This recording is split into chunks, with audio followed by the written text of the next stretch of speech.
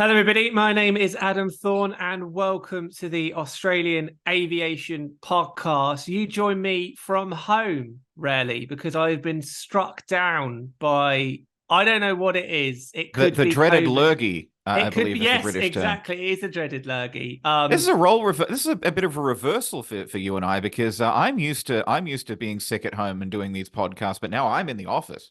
I take a lot of pride in effectively being invincible. I never get ill. I'm always there, and that's just who I am. But I've been struck down. It's absolutely brutal. My back is all achy. I'm breaking out in sweats, and that's not. So how's that different from normal? Well, that's true. That's true. But I've been KO'd, and I'm like, no, I just know I can make it into the office today. But the magic of technology means I can still continue to work from home, which is wonderful. Technology making our lives so much better. But Yeah, it's but, actually those what back in the day, before Zoom and everything, you would have taken a sick day and spent the day resting, but now you get to work. exactly. So this is yet another example of technology ruining our lives. I should be in bed now with like a lem sip and a chocolate biscuit, and I'm ordering curry for dinner, which is what you do when you're ill. But no, we I've crack on. never heard of that tradition of the curry when you're ill. Is that a British thing? No, of course it is because the spicy food, it kind of cleans out your throat, and like I don't know the science behind it, but it seems to make you better. So that's usually what I go for. So I've got a curry I'm making for myself tonight. So I'm looking forward to it, and hopefully I'll be right as rain to come back into the office later this week. Fingers crossed, your dinner will help you carry on. Oh dear. I might be here remotely, but in a sense, nothing has changed. Right now, before we talk about the news Also, that's hello, I'm Jake gone, Nelson. We didn't get around to my introduction we because I was just didn't, but so they, unbelievably witty. yes, you were unbelievably witty. They also know who you are as well. We don't have the introductions are no longer necessary. Well, we might Um, have new viewers, Adam. well, we might do. We might do. Right. Anyway, look, before we go into the news, we have an update from our friends in Antarctica. Can you share this with the listeners? Yeah, we got another email from Owen Horton down at Casey Research Station in Antarctica, following up on the midwinter party that they've had down there. Owen says, "G'day, Adam. What can I say? Thanks for the epic shout out. Obviously, very disappointed you couldn't make the midwinter celebration. The swim was a great success with 28 of us jumping in the water. Note that we go in roped until we and in case we need to be pulled out. Very sensible." He says, morale is still generally high on station, 7 months down, six to go. Some of our more limited food items are starting to run low, and we'll see how things change when we eventually run out. We finished the last packet of Tim Tams last month, though. And this is an outrage, Adam, what he said here. He says, though, to be honest, I don't understand the Australians' hype around these. They're just penguin biscuits minus the Yes. joke. Yes, exactly. Exactly. I will not Exactly. no, I will not. I will not stand. I will not stand for this sort of thing. You come over here from your damp, rainy little island, and you start colonizing our land and disparaging our biscuits. I won't stand for it, Adam. You don't understand. So one of the things, there's many things the Australians aren't very good at, but one of the things you're poor at as a nation is biscuits, right? There's nothing. Like you don't understand. You haven't got a hobnob. You don't even know what a hobnob is. You got Tim Tams rather than penguins. Is there even a chocolate digestive in this country? You probably don't even know what Yes, it is. yes, Is there there? is. We Is have there? plenty of chocolate digestives, Adam. Do you have rich teas? I think we Don't even have know what a milk rich. coffee, which is Yeah, you similar. don't know. You don't know. So they don't really. You just, as a nation, you've not embraced biscuits at all. You certainly don't understand the point of dunking a biscuit in tea as well. That's We have not the some. Tim Tam Slam, Adam. The That's Tim true. Tam That is Slam. true. That is true. To be fair, that is true. But what are you meant to slam it in tea?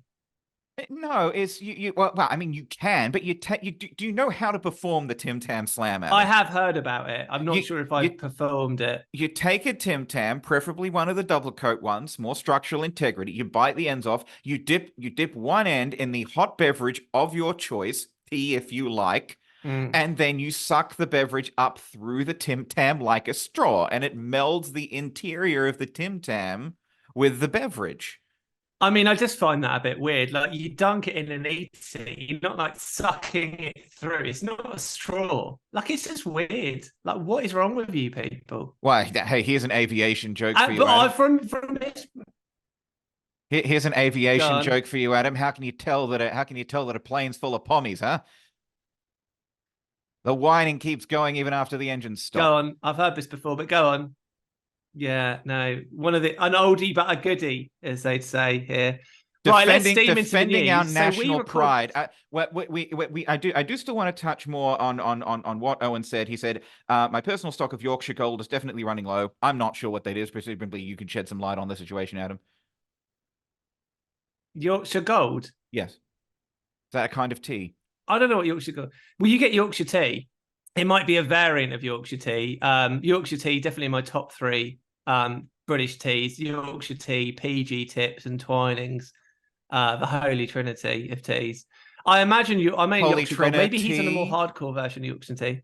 Trinity with an A, with an EA on the end. Yeah, Yeah. no, no, Um, right, no, no. Let's move. but one thing that Owen did say, and I obviously the isolation is getting to him down there, but he said, "Tell Jake, Ryanair is one of my favorite airlines." He said they have a ruddy good business model and are unashamedly honest about you get what you paid for. Plus, they have exceptional OTP and have zero tolerance for passengers taking liberties with carry-on luggage, which clogs up the aisle. Love them. Adam, you're the expert here on Ryanair. I've just been slagging them off for clout, but can you verify this? I mean, he has got a point. Now, Ryanair is great when everything goes your way, but when things go a little bit wrong, that is when you are in a lot of trouble. And also, he says this, but Ryanair, where are they in Australia? Nowhere to be seen. Because Definitely we've not been in talking Antarctica. about, no, exactly, exactly. So you've been talking about the lack of low cost carriers. Surely, with the might of the Ryanair empire, they could come in and sort out all of Australia's domestic aviation troubles. Michael O'Leary, we need to put the shout out. He could come and save us all. Well, I will keep my fingers crossed for something, Adam, for it either coming here or not coming here. I'm not sure which would be the better outcome. Right. Now let's move on and talk But about yeah, the thank you, Owen. Glad everything's going on well down there in Antarctica. right. Final chance. I mean, one more chance to move on to the news, and then I'm cutting off then. One more time. All right. Now let's talk about the week's news. We had a big update with Bonza shortly after we came on air, or shortly after we recorded the podcast last week. Jake, what do we know? What's happened? Well, as of today, Tuesday the 2nd, as we are recording this, it is officially all over for Bonza. Uh, Creditors at the second creditors meeting reportedly voted 35-6 in favor of liquidating the airline. Now, this came after the administrators, now liquidators, Hall Chadwick, last week recommended in this blockbuster creditors report that the company be wound up. Basically there have been no offers to buy the airline. There have been no offers for someone to come in with a DOCA to a DOC, a deed of company arrangement, to keep the airline going and restructure it. And so the only option, the only viable option as far as the administrators were concerned to get any value for creditors out of the company is at this point to wind it up, which is we'll have to say it's a real shame. It's a real shame. It is a real shame. We try not to be partisan here at Australian Aviation, but we are in favor of more competition in the airline industry. And by all accounts, people who flew with Bonza liked Bonza. People who worked for Bonza liked Bonza. And there's going to be they were flying a bunch of routes that were not being flown by anyone else, and there's now going to be a big gap. A lot of big gaps that need filling, though one gap has been filled, which we'll talk about a little bit later. Right, you said there that this is a blockbuster, the creditors report. What did it reveal? So this was essentially the first time we've ever really had a kind of formal investigation in terms of what went wrong, and this was done by the administrator. What did we learn about Bonza's demise? So firstly, the Bonza had accumulated a loss of more than $133 million at the time that its planes were seized. And it sort of came out in the report. There were several failures. There were several reasons cited for Bonza's failure. One of these reasons was undercapitalization from the parent company, 777 Partners, this Miami-based investment firm. In the report to creditors, Hall Chadwick argued that funding from 777, which Bonza needed to keep operating because it was still in its startup phase, it was not making a profit yet. And I want to stress, by the way, because it's come up.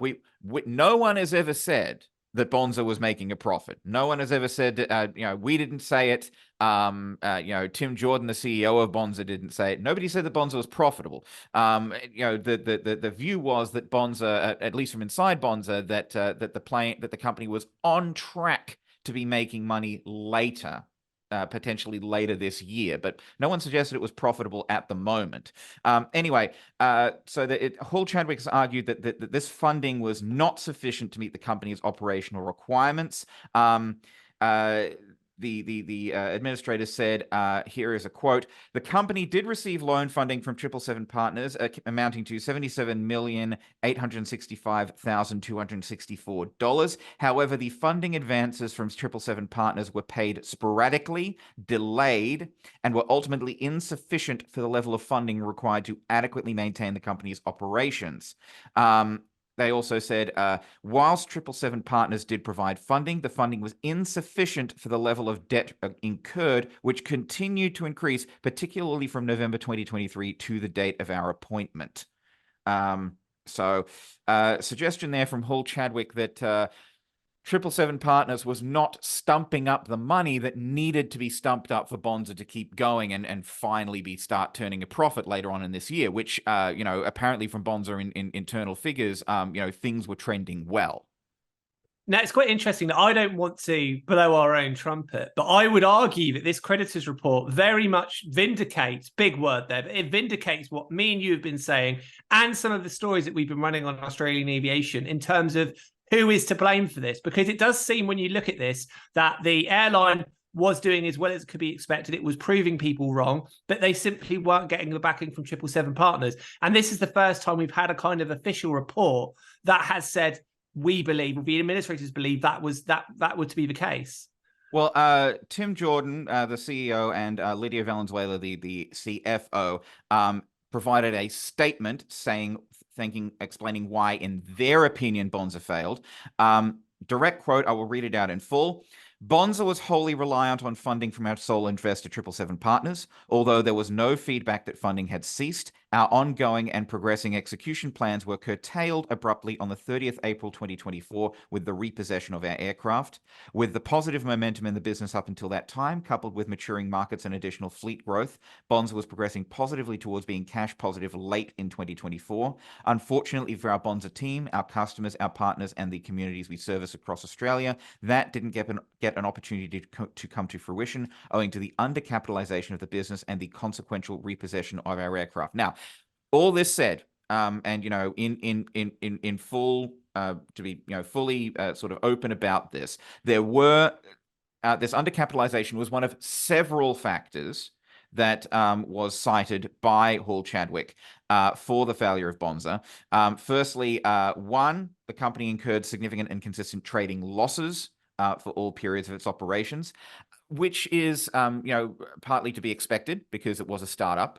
And it was reliant on this outside funding. Second was the undercapitalization.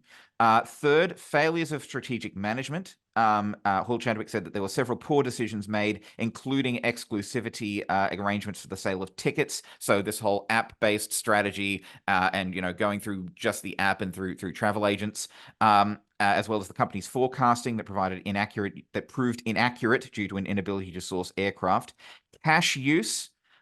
So things like there was some unexpected strains on cash flow and low levels of incoming cash.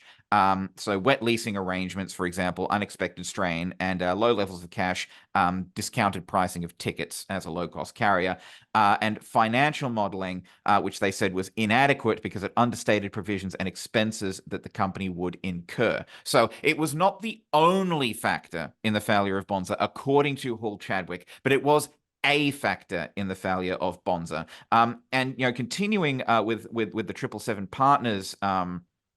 Continuing with the 777 partners factor, Hall Chadwick alleged in the report that Bonza may have been trading while insolvent.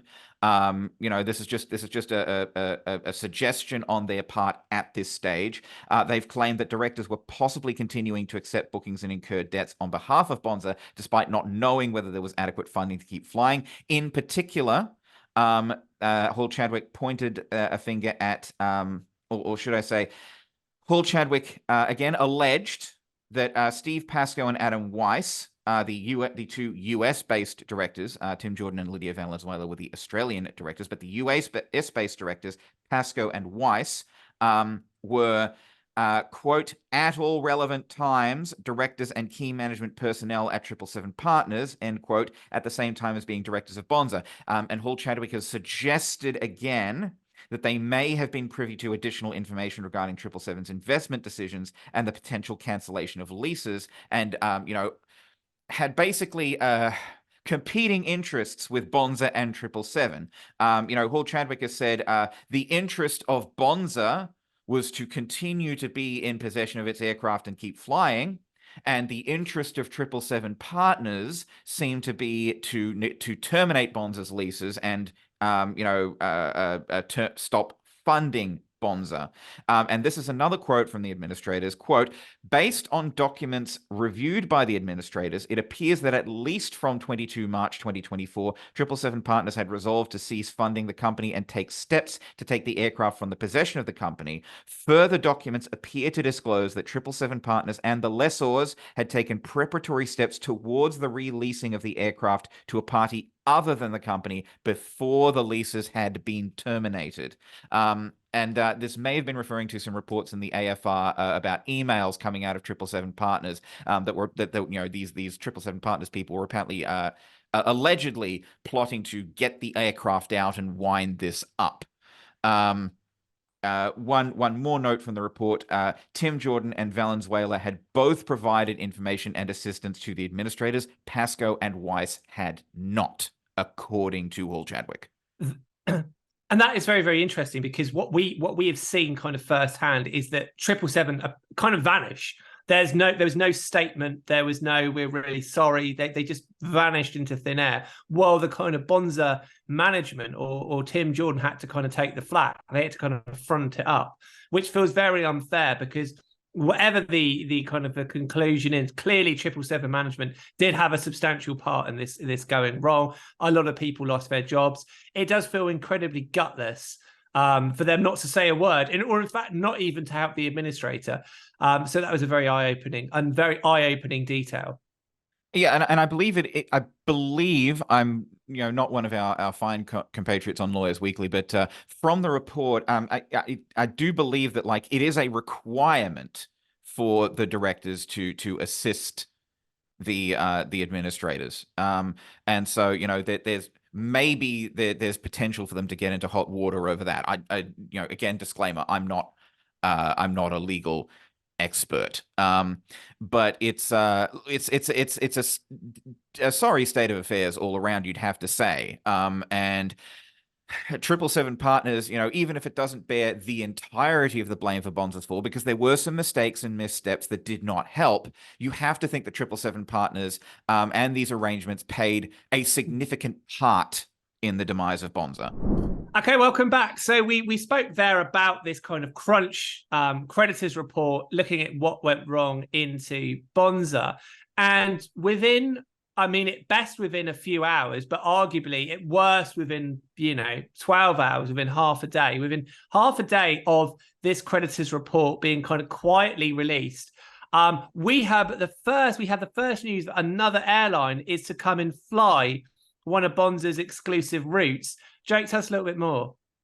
Yes. So, well, look, this is arguably good news for the people of the Sunshine Coast and Cairns. Jetstar has come in and announced that it will be flying starting the 3rd of December up to 4 times per week using their A320s. So this is a new service by Jetstar from the Sunshine Coast to Cairns, and it will be on one of the routes that Bonza used to fly exclusively.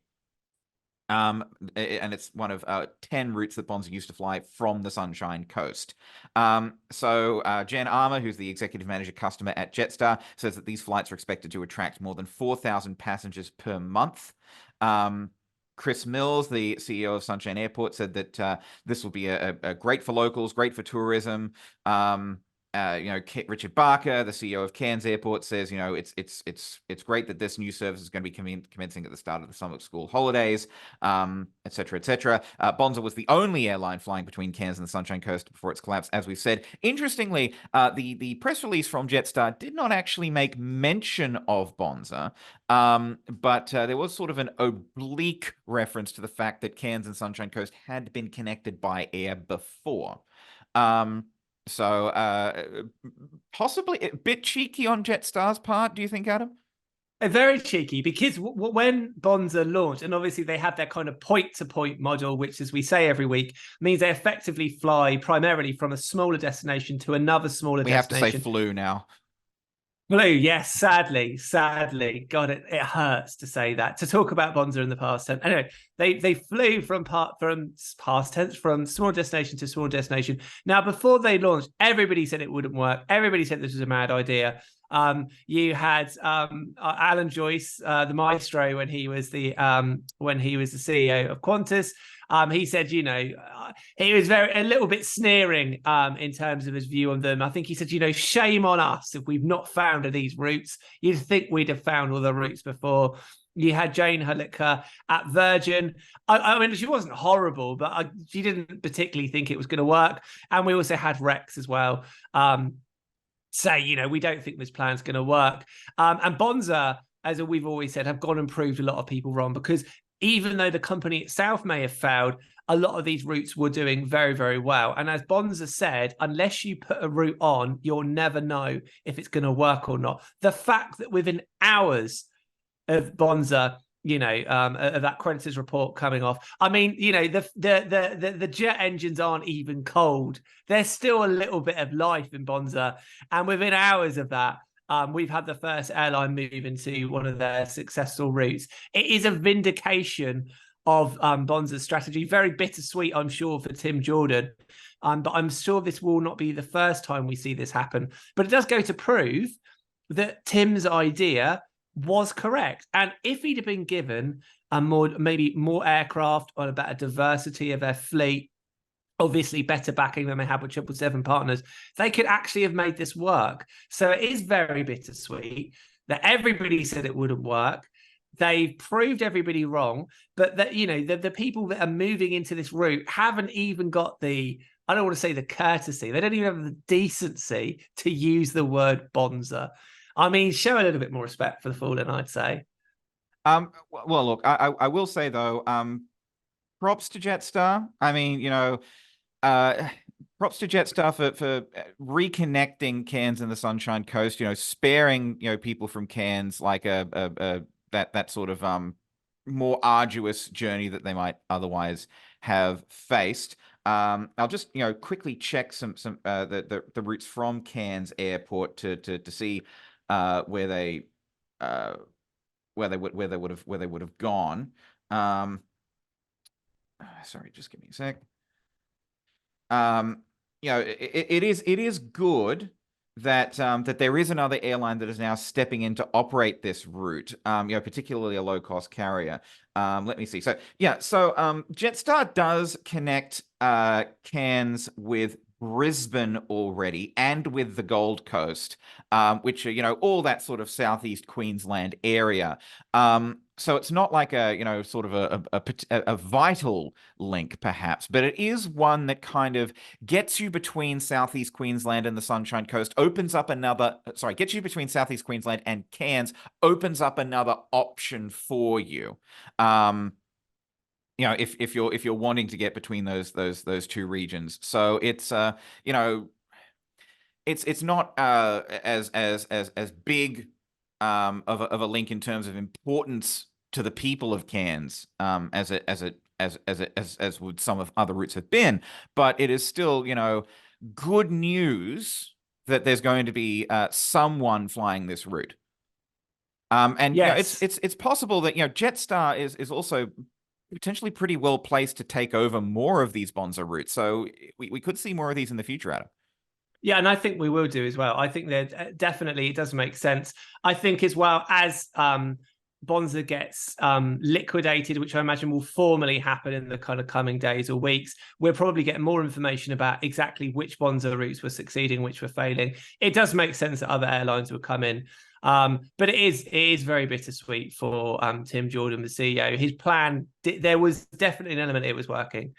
And Right, like we've said, Tim, Lydia, anyone from Bonza, if you want to come on the podcast, we would love to have you on and see what happened from your perspective.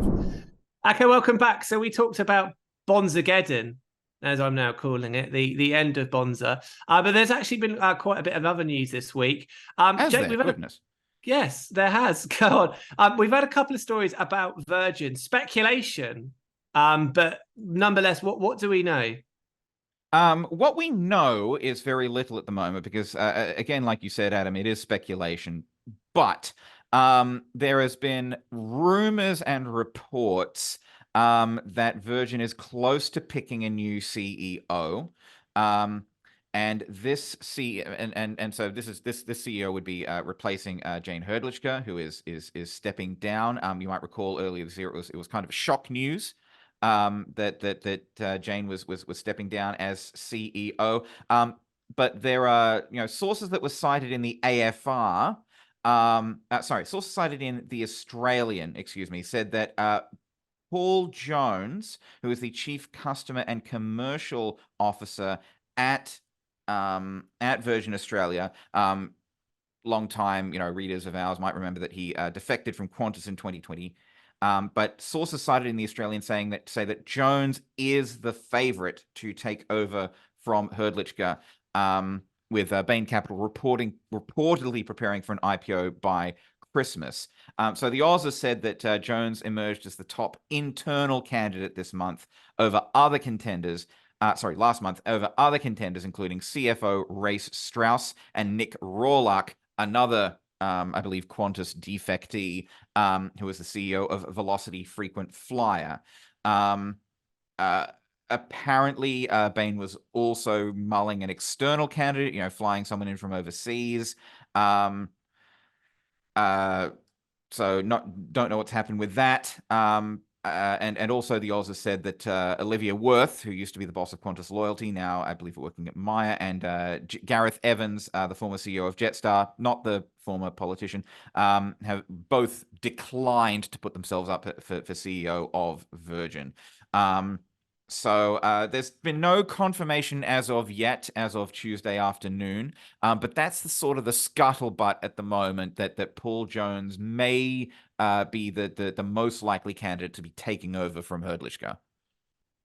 And we also know a little bit more about potentially there are rumors that Qatar could buy 20% of Virgin. Tell us a little bit more about that. It's quite interesting because these are also rumors, but they've also been rumors that have been reported by a lot of other mainstream media outlets, which does suggest there may be some truth to it. Yeah, so this one was from the AFR. Sources cited in the AFR claim that Qatar Airways could be interested in buying up to 20% of Virgin from Bain Capital. They've said that the AFR claimed that two sources close to the transaction had selling. Two sources close to the transaction said that Bain had considered selling a stake to Singapore Airlines, though this ultimately did not go ahead. Now, this would need to be greenlit by the Foreign Investment Review Board, which falls under the Treasurer's Office and under Treasury. They would need to greenlight this transaction, and the FIRB does not comment on individual cases. So there's if this did if this bid did come in from Qatar, we don't know what the FIRB would decide to do about it. They don't like I said, they don't comment. But Qatar is already in codeshare partnership with Virgin, which is sort of up against the Qantas Emirates code sharing partnership. And it's coming in. This news is coming as Qatar is reportedly once again speaking with the federal government to once again try to increase its flights into Australia. Doubling daily flights into Sydney, Melbourne, Brisbane, Perth. Which we might remember last year kicked off this big firestorm when they were knocked back by the Transport Minister Catherine King, citing these national interest grounds. But AFR reported earlier this month at the IATA conference in Dubai. By the way, still no invitation for next year, IATA. Get on that. Talks appear to be going well, he said. This was Badr Mohammed Al Mir, the new CEO of Qatar Airways. He said, quote, "We continue our communication with the Australian government. We see it moving in a positive way.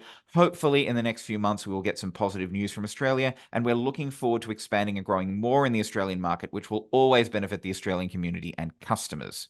So some potential moves from Qatar there. Some potential move, which is a very clever way for them to embed themselves more in the Australian market. Right now, before we clock off, we've also had an update on the what's the word I'm looking for? Stoush or stoosh? Is it stoush or stoosh? It is stoush. The stoush over the Melbourne Airport rail link. We've had two warring factions.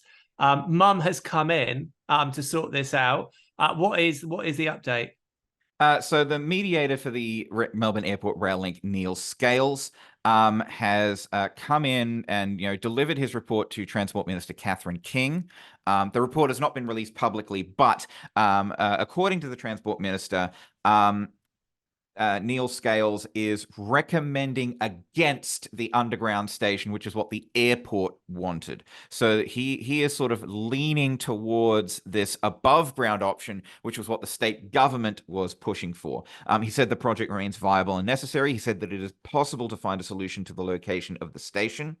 The report apparently made these three main recommendations, including that the Commonwealth and Victorian government proceed with this work at Sunshine Station to turn it into this big transport hub, as well as so to capitalize on this early works already completed for the rail link.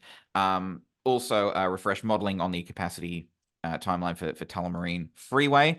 Now, a Melbourne Airport spokesperson has said that the airport is still committed to an underground station.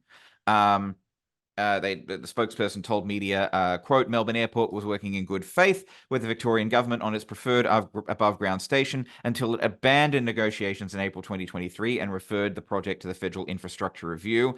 We look forward to working with the Commonwealth and state governments to leverage existing business cases that resulted in world-class underground stations, including at Western Sydney Airport." So Melbourne Airport appears, at least for the moment, to be sticking to its guns. This is despite the fact that the state government, the federal government, and the TWU as well are coming out and sort of backing this above ground station. The Transport Workers Union has called the airport obstructionist, called for the urgent commencement of works.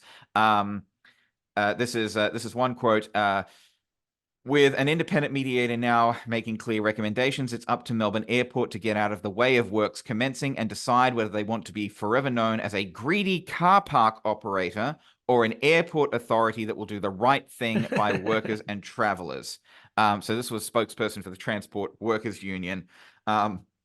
Transport Minister Catherine King has basically said if the airport really wants this underground station, it needs to present a detailed business case as to why it would be better than the above ground station.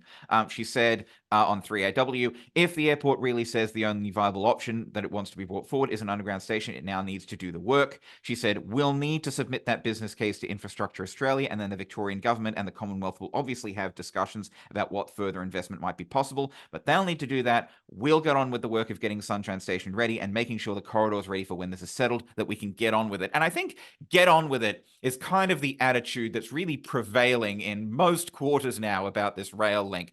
Stop squabbling, just pick something and go with it. But they've been talking about this for decades and decades and decades. They thought they got to a point where it was going to happen 3-4 years ago. Maybe this is just will never, ever, ever happen. one we live in hope that it can happen, Adam. And the mediator has said it is possible to find a solution. So hopefully they do find one. David Fox, by the way, the from Avalon Airport has once again stuck his hand up and said, "We'll take a rail link, please." Avalon wants a rail link, as we've established before. A Luton style solution, I believe we've discussed with the outgoing CEO down there at Avalon Airport. Hopefully sometime soon, all of this stoush, as it were, can be sorted out, and they can get on with building this rail link, because Melbourne needs a rail link to the airport. It's as you said, Adam. It's silly that this has gone on so long. That is the booming voice of Australian aviation, laying down the law and getting stuff Thou done. shalt build thine rail link. Well, if that doesn't convince them, I don't know what will. Right, I think we'll end the show now in this just slightly one more different thing, Adam. episode. Go on, one more thing. Speaking of deals and purchases and perhaps getting on with things that should have been gotten on with a while back, Boeing has reached a deal with Spirit Aerosystems, which is one of its suppliers, to buy the company back for $8.3 billion US. I say buy it back because, of course, Spirit Aerosystems used to be the Boeing plant in Wichita, Kansas, before they spun it off in a ill-advised, is the charitable term, attempt to save money by outsourcing production of aircraft components. That clearly has not worked, based on all the shocking press around the 737 Maxes. Spirit makes the fuselages for the 737s, and so Boeing has finally, thrown in the towel and is taking 737 production back in-house. So this was arguably one of the kind of the problems they had originally, that because you'd taken everything out of house, that kind of led down to breakdown of communications, a breakdown of culture. The fact that they kind of spun this off and then they brought them back is a fairly shocking acknowledgement that they made a mistake in the past. It is, yeah, and hopefully this is one of the first of many acknowledgements that mistakes were made in the past, and Boeing can get back into the business of making good planes rather than making a bunch of money. Right. Can we end the show on this? On another perfect note. Oh, go on, Adam. I'll give you a treat. You're sick. Right. I am sick. Right. We'll end the show. Thank you very much for joining us. Jake, thank you very much for joining us. Thank you, Adam. Get well soon. I will do. And we'll be back on the show the same time next week. But from now, from us, goodbye. Goodbye.